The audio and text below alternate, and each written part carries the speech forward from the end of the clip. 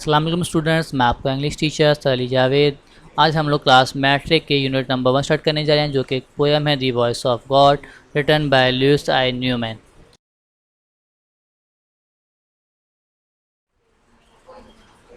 Introduction of Lewis Israel Newman.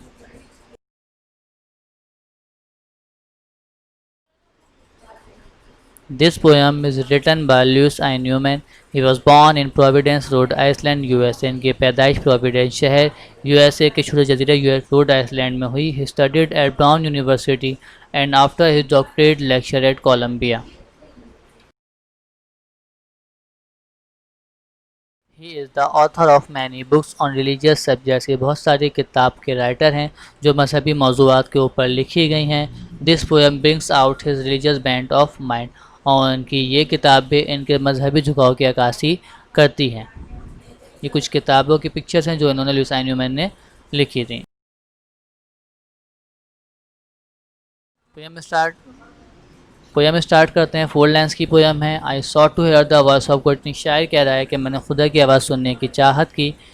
And climb the top most steeple. और एक बहुत ऊँचे गुंबद पर चढ़ गया. But God declared go down again. लेकिन खुदा ने मुझसे कहा वापस नीचे जाओ. आई ड्वेल अमंग द पीपल. मैं लोगों के दरमियान में ही मौजूद हूँ.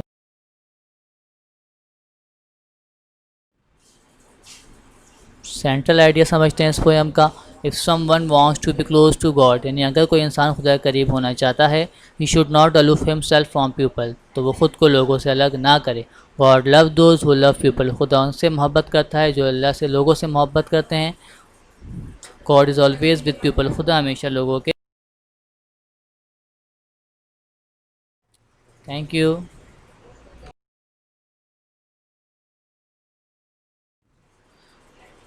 एनी क्वेश्चंस बेटा? कुछ सवालात हो तो आप लोग मुझसे पूछ सकते हैं.